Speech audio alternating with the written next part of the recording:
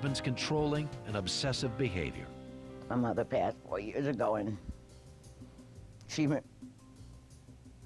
the one that got me out of the mansion, because she asked Phil if I could take a walk.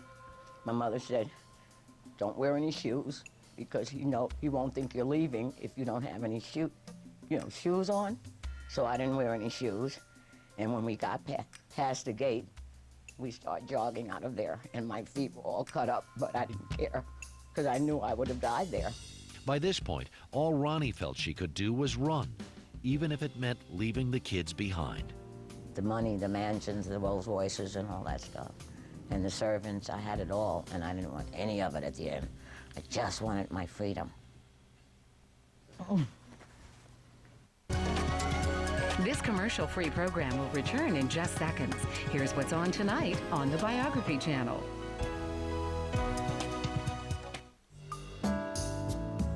Phil and Ronnie Spector had been married for 4 years in 1972 when she escaped her isolated life in their dark mansion.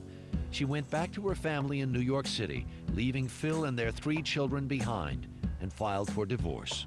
All I know when Ronnie Spector left was that she left and she just never came back. It's not like I was heartbroken that I lost my mom. We started getting locked in our rooms, because he felt he had to, I guess, control everything, So it's pretty interesting. I mean, I'm still going to therapy to figure out, why he treated his friends better than he treated his family. How involved was my father in our upbringing? He wasn't. He really wasn't there. In the studio, Spector's recording sessions with John Lennon started getting out of hand. There was a lot of booze around. John knew what he was getting into when he asked Phil to produce. And it got a little tedious at times for John while Phil was blending the sounds, like any good orchestra director would do. John would explode sometimes because he'd been drinking like straight vodka out of the bottle. And Phil was nursing his bottle of Manischewitz. One day, things got crazier than usual. Phil pulled out a gun in the studio and shot a bullet at the ceiling. And Lennon made the famous comment like, look, Phil, shoot me if you want to, but, watch out for my hearing, because the shot was so loud that, it hurt Lennon's ears. Phil Spector and John Lennon abandoned their final project as Phil became consumed in his bitter custody battle with Ronnie. She wanted Dante, but not the twins he had adopted for her as a Christmas gift. And eventually, what always happens with Spector, the relationship never lasted. They had the typical falling out because Spector just could not get along with anyone. But Phil was back in the producer's seat.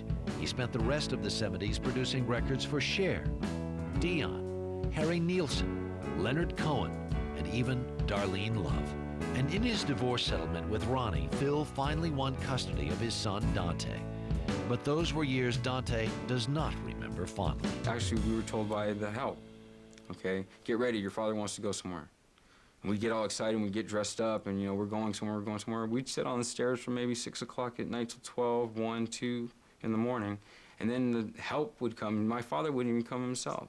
And he would come and they would say, well, your father changed his mind. The only time I spent Christmas with my father was when we spent Christmas at our next-door neighbor's house. He came over unexpected and started playing her piano. The problem was he had too much to drink, and he was embarrassing himself as well as us. We spent most of our Thanksgivings with George's relatives. George Brand, Phil's bodyguard, became a father figure to Spector's sons. George was more of a father to me. He taught me how to swim, he taught me how to ride a bike.